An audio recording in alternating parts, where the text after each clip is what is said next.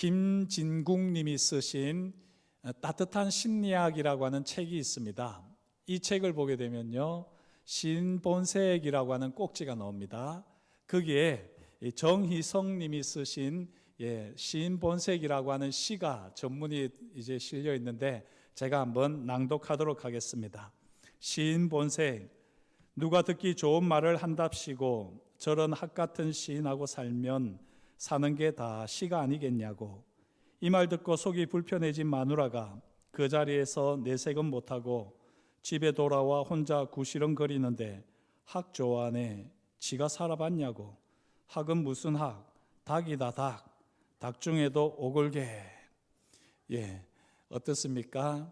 시인 본색이라고 하는 시인데 이 시인의 본색을 가장 잘 아는 사람은 아내가 아니겠습니까?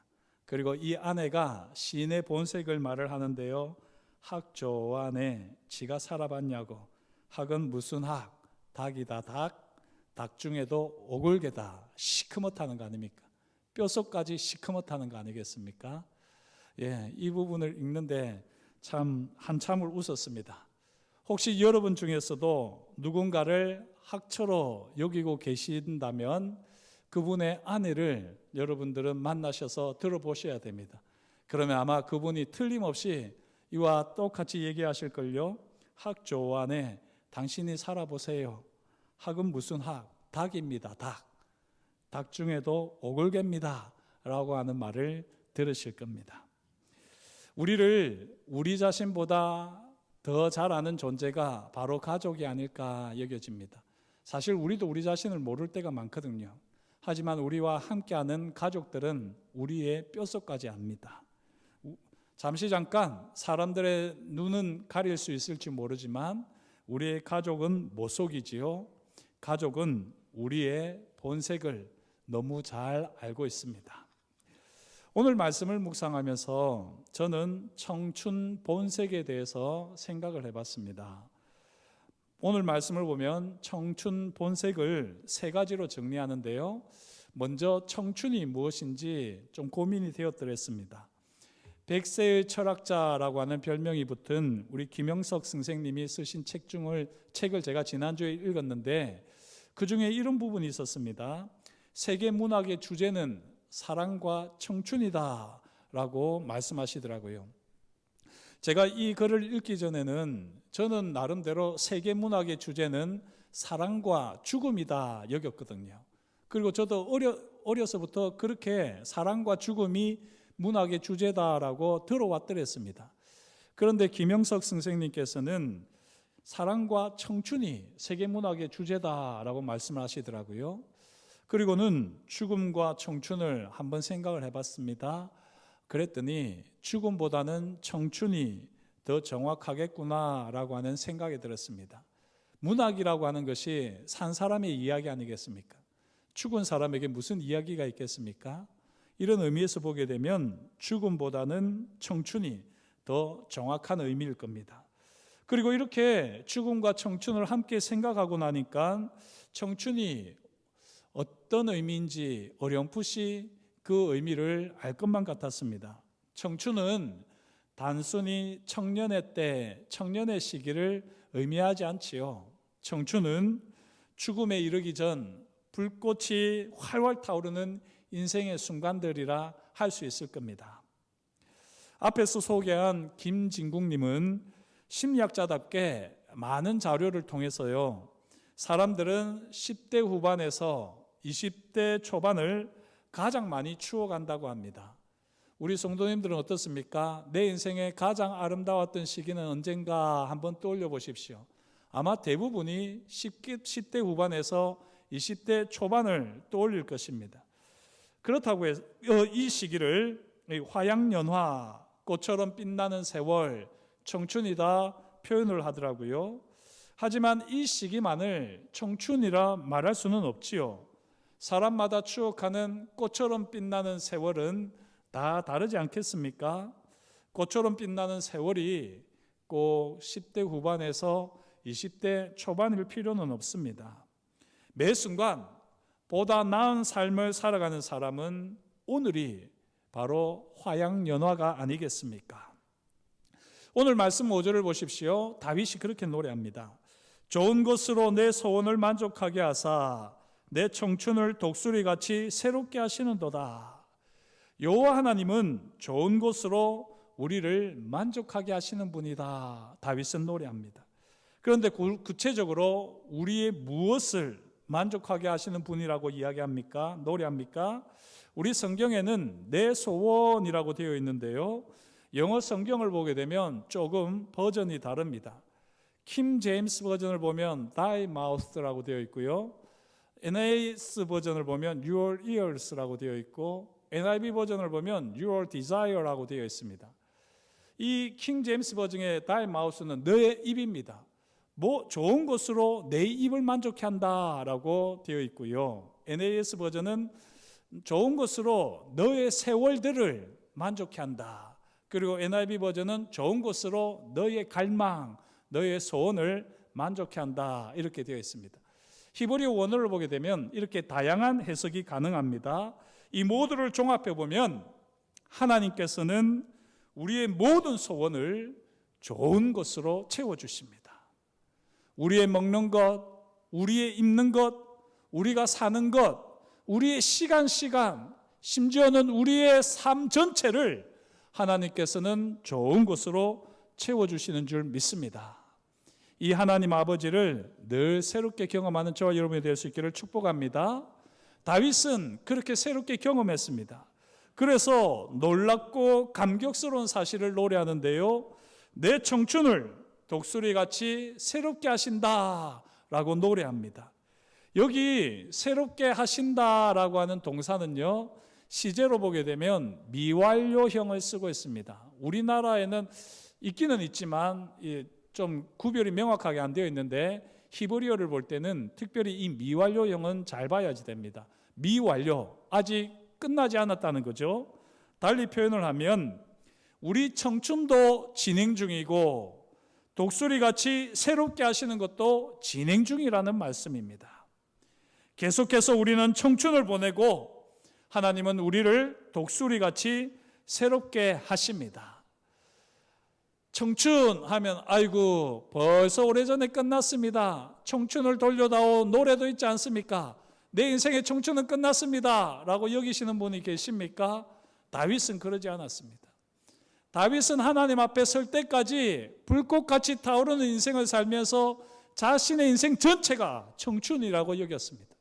그리고 그 청춘을 독수리같이 새롭게 하시는 하나님을 다윗은 노래했습니다.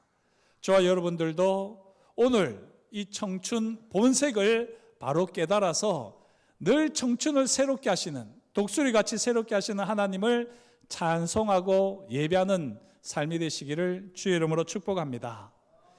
독수리의 털갈이라고 이렇게 인터넷에서 쳐보면요, 재밌는 이야기가 등장합니다.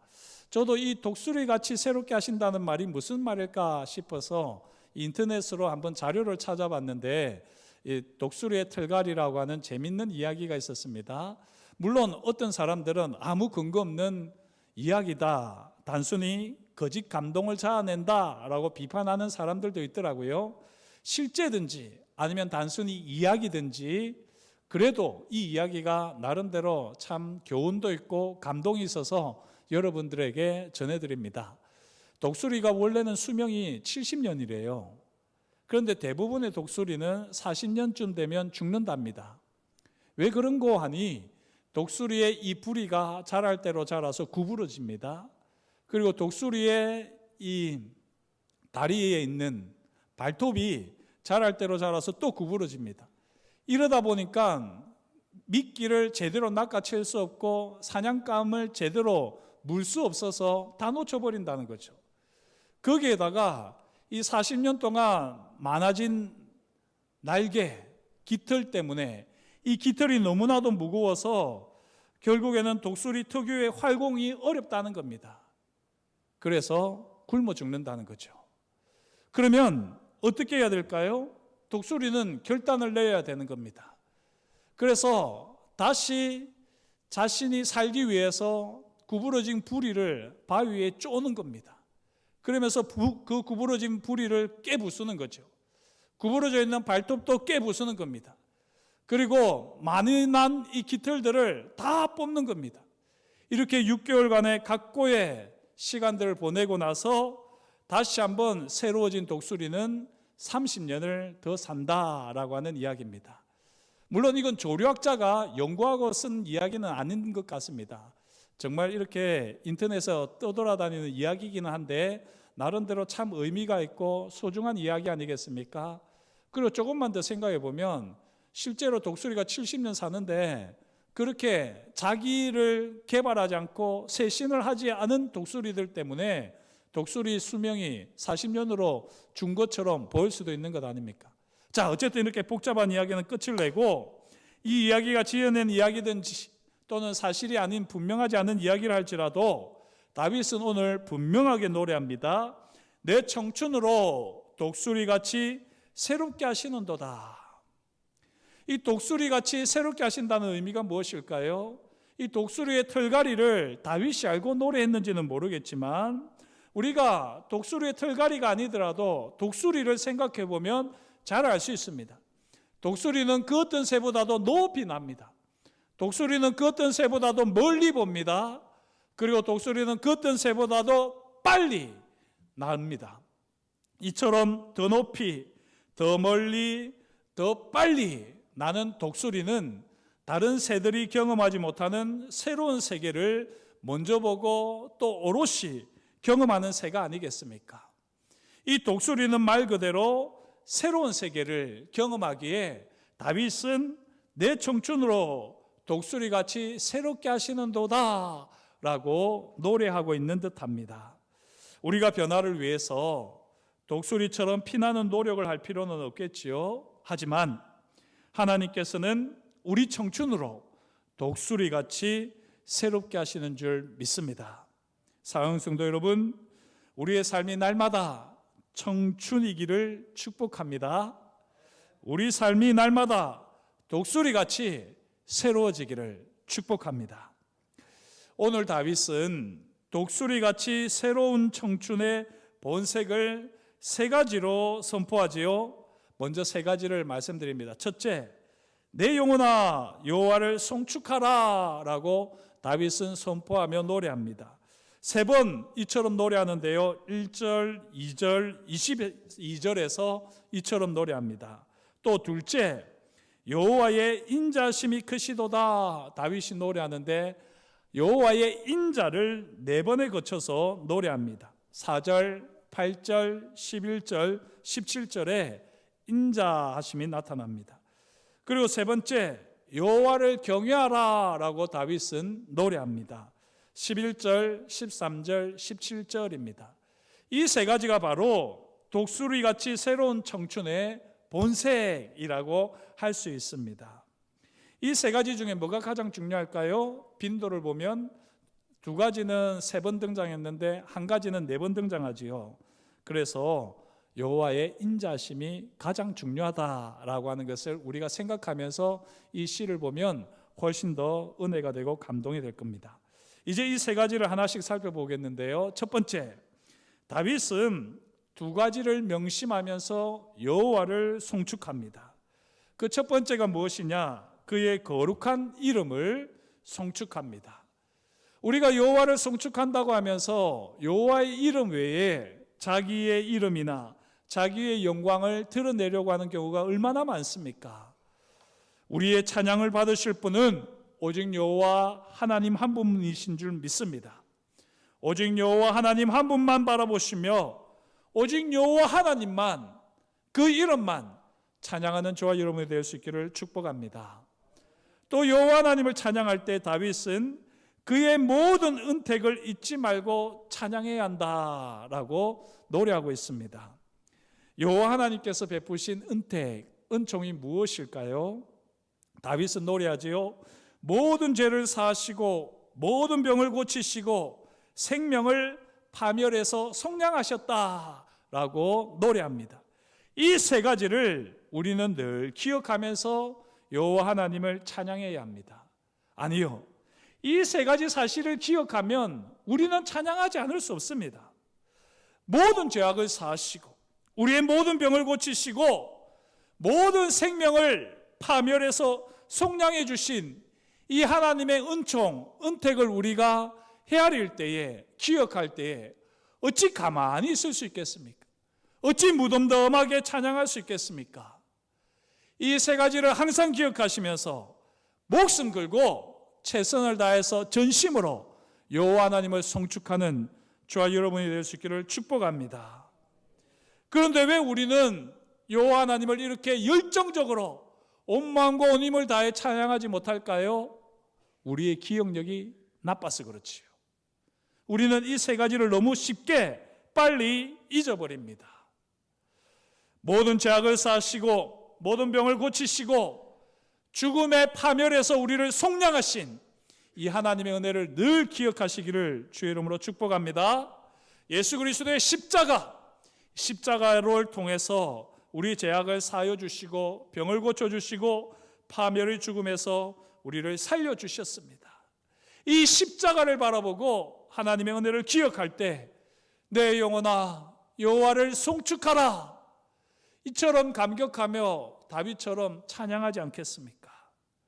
저와 여러분들이 시시때때로 내 영혼아 여호와를 찬송하라, 송축하라 노래할 때에 우리는 독수리같이 새로운 청춘을 살게 되는 줄 믿습니다. 두 번째, 다윗은 여호와의 인자와 긍휼을 노래합니다. 인자와 긍휼은 항상 함께 다닙니다. 여기 인자가 히브리어로 헤세드지요. 제가 가장 좋아하는 단어입니다. 헤세드, 신실하신 하나님의 언약적 사랑입니다. 신실하신 하나님께서는 약속하신 바를 반드시 성취하십니다.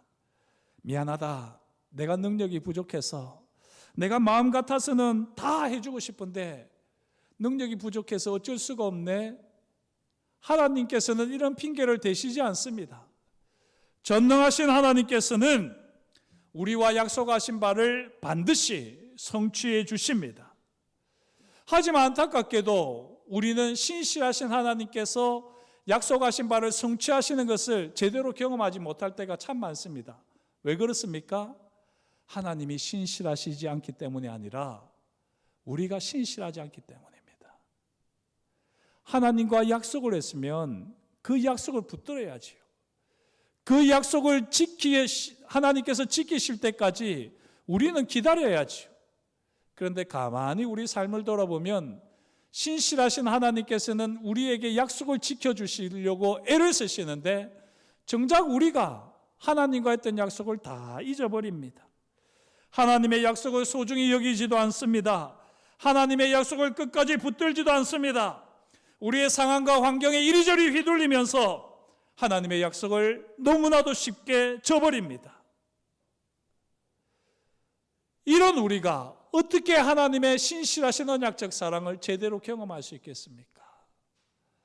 바라기는 저와 여러분들이 신실하신 하나님 앞에서 신실한 자녀로, 하나님의 자녀로 살아갈 수 있기를 축복합니다. 그런데 돌아보면 저도 그렇지만 우리 모두가 그렇지 않습니까? 우리가 하나님의 약속을 너무 쉽게 잊어버리고 또 우리 스스로 너무 쉽게 포기합니다. 1년은 고사하고 6개월을 기다리지를 못하고요, 3개월을 기다리지를 못하고 1개월을 기다리지 못합니다. 심지어는 일주일을 기다리지 못하고 하나님 왜 약속 안 지키십니까? 우리는 따지고 들려고 합니다. 하지만 하나님께서는 20년, 30년, 50년, 60년, 70년이 지나고서라도 우리가 하나님과 했던 약속은 반드시 지키시는 분이십니다. 이 신실하신 하나님, 그 하나님만큼 우리가 신실하지 못합니다. 그러면 보통 사람 같으면 야, 너 왜 이렇게 약속을 안 지켜? 왜 이렇게 약속을 쉽게 바꾸어? 너 이러면 안 돼! 라고 하면서 다그칠 만도 하신데 하나님께서는 그렇게 하시지 않지요. 우리의 체질을 아시는 하나님, 진토와 같은 우리를 잘 아시는 하나님, 확 피었다가 쉽게 져버리는 인생, 우리를 너무나도 잘 아시는 하나님께서는 우리를 긍휼히 여겨주십니다. 하나님의 약속에 신실하지 못한 우리를 한없이 기다리시며 인내하시는 하나님이십니다. 우리는 약속을 잊어버려도 그 약속을 반드시 기억하고 성취하시는 하나님, 도저히 하나님의 헤세드를 누릴 자격이 없는 우리에게 헤세드를 베푸시는 하나님, 이것이 바로 하나님의 긍휼입니다. 하나님의 임재와 긍휼을 늘 새롭게 경험하는 저와 여러분이 될 수 있기를 축복합니다. 다윗은 하나님의 임재와 긍휼을 늘 새롭게 경험하면서 독수리같이 새로운 청춘이라 고백하며 노래했습니다. 저와 여러분들도 인자와 긍휼을 항상 찬송하면서 독수리같이 새로운 청춘을 살아가시기를 주의 이름으로 축복합니다. 그렇다면 우리는 어떻게 여호와의 인자와 긍휼을 생생하게 경험하면서 독수리같이 새로운 청춘을 살아낼 수가 있을까요? 여호와 하나님은 무조건 인자와 긍휼을 베풀어 주실까요? 긍휼은 무조건적입니다. 하지만 인자는 그렇지 않습니다. 헤세드는 약속이거든요. 자, 오늘 말씀 다윗은 여호와를 경외하는 자가 여호와의 인자와 긍휼을 경험한다라고 노래합니다. 13절, 아버지가 자식을 긍휼히 여김같이 여호와께서는 자기를 경외하는 자를 긍휼히 여기시나니. 17절입니다. 여호와의 인자심은 자기를 경외하는 자에게 영원부터 영원까지 이르며 라고 다윗은 노래합니다. 하나님을 경외하는 자, 그 자가 바로 여호와의 인자와 긍휼을 경험합니다. 그렇다면 어떤 사람이 여호와를 경외하는 자일까요? 여호와를 경외하는 것이 지혜와 지식의 근본이다. 우리가 너무나도 잘 아는 말씀인데요. 어떻게 하는 것이 여호와를 경외하는 겁니까? 오늘 다윗은 이렇게 노래하지요. 18절, 곧 그의 언약을 지키고 그의 법도를 기억하여 행하는 자에게로다. 그의 언약을 지키고 그의 법도를 기억하여 행하는 자가 여호와를 경외하는 자입니다. 여호와를 경외하는 자는 하나님과의 비밀스러운 약속이 있습니다. 다른 사람은 알지 못하는 나와 하나님만의 은밀한 약속이 있어야지 여호와를 경외하는 자입니다. 여호와를 경외하는 자는 마음에 하나님의 법이 있습니다. 남들이 어떻게 살든지 상관없이 오직 하나님 앞에서 살아가는 법이 있습니다. 사랑하는 성도 여러분, 여호와 하나님을 경외하는 자가 되시기를 축복합니다. 이 세상 누구도 알지 못하는 하나님과만의 은밀한 약속을 꼭 가지시고 붙드시고 살아가시기를 축복합니다. 세상이 흔들려도 결코 포기하거나 흔들릴 수 없는 하나님의 법을 늘 기억하며 살아가는 예배자 되시기를 축복합니다. 그러면 하나님의 인자와 긍휼을 경험하게 될 것입니다. 여호와 하나님의 인자와 긍휼을 경험하는 자는 내 영혼아 여호와를 송축하라 노래하며 하나님께 영광을 돌려드릴 수밖에 없지요. 이처럼 여호와를 경외하는 자, 여호와의 인자와 긍휼을 경험하는 자, 내 영혼아 여호와를 송축하라 선포하며 하나님께 합당한 찬송을 돌려드리는 자, 이 사람이 바로 모든 소원을 만족해 하시는 하나님을 경험하면서 독수리같이 새로워지는 청춘을 살아낼 줄 믿습니다. 청춘 본색이 무엇이라고요? 세 가지 삶으로 독수리같이 날마다 새로운 청춘입니다. 저와 여러분들이 이 청춘 본색을 잃지 않고 늘 이 세 가지의 삶을 풍성하게 살아내는 맺어갈 수 있기를 축복합니다. 한번 저를 따라서 해주시겠습니까? 하나님을 경외하는 자, 하나님의 인자와 긍휼을 경험하는 자, 내 영혼아 여호와를 송축하라 선포하는 자. 그렇습니다. 이 세 가지의 삶을 살아가는 자가 독수리같이 날마다 새로운 청춘을 살아냅니다. 젊은이라고 청춘을 사는 것이 아닙니다. 늙었다고 해서 청춘을 살지 못하는 것이 아닙니다. 우리가 이 세 가지를 따를 때 어린아이로부터 시작해서 죽음 직전에 있는 어르신에 이르기까지 다 하나님 앞에서 청춘을 살아내는 줄 믿습니다. 2009년 개간지 시인 세계에서 현역 시인 100명에게 물었습니다. 지금까지 노래 중에, 대중가요 중에 가장 아름다운 노랫말이 무엇입니까? 라고 물었어요.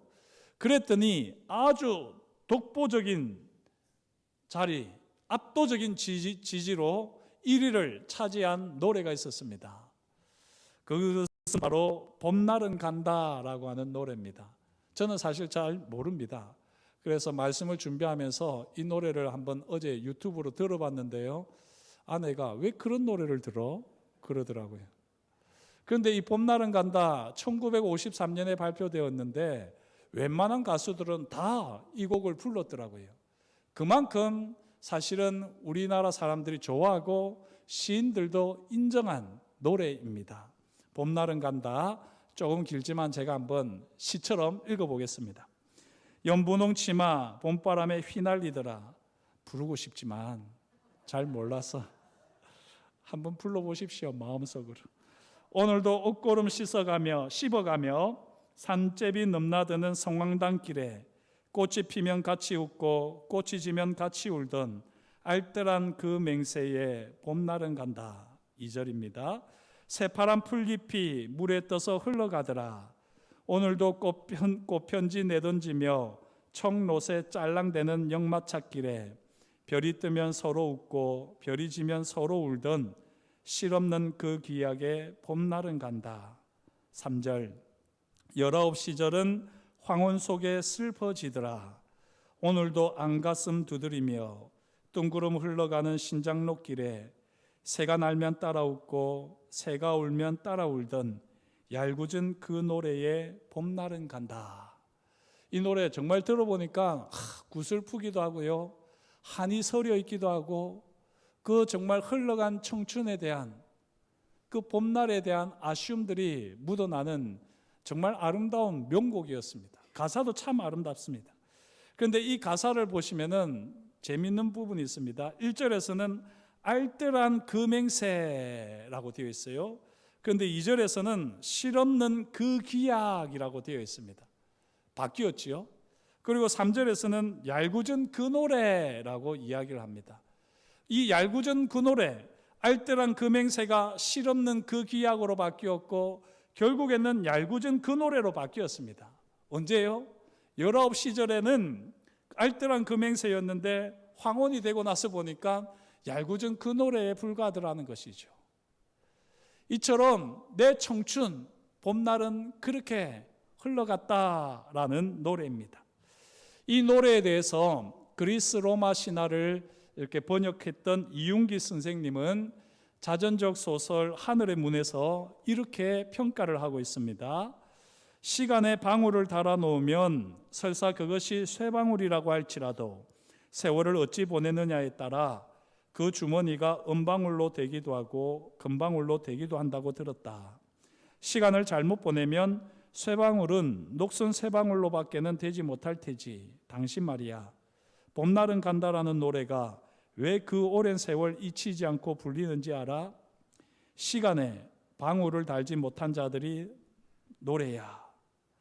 이렇게 이윤기 선생님은 평가를 내립니다. 왜 사람들이 봄날은 간다는 노래를 그렇게 70년이 흐르는 동안 계속해서 부를까요? 시간에 방울을 달지 못한 사람들의 노래라는 겁니다.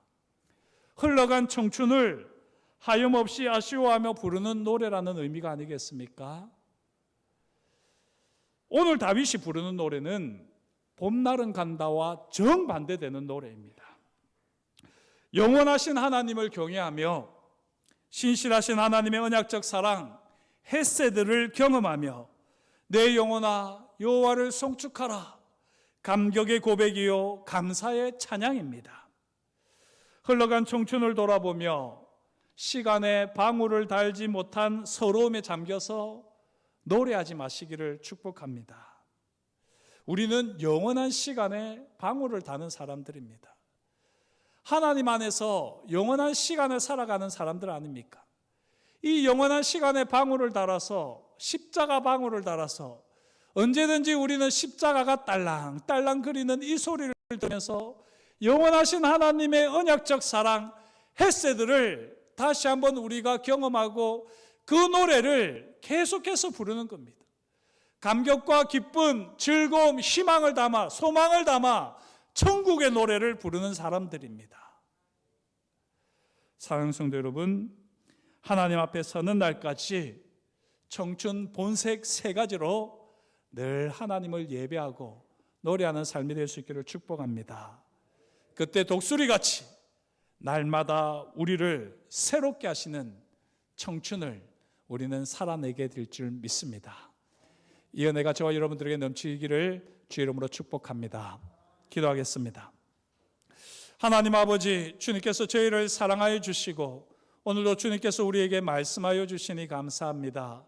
우리의 삶의 자리를 돌아보면서 참으로 하나님 좋은 날은 같다, 봄날은 같다 여길 때가 많았습니다. 그러나 아직도 우리의 봄날은 오지 않은 줄을 믿습니다.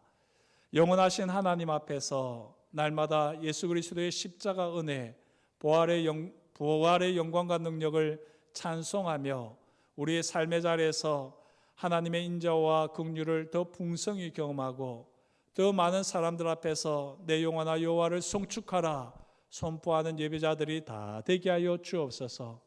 독수리같이 새롭게 하시는 청춘을 살아내는 우리 모두가 되게 하시니 감사드리오며 예수님의 이름으로 기도드립니다. 아멘.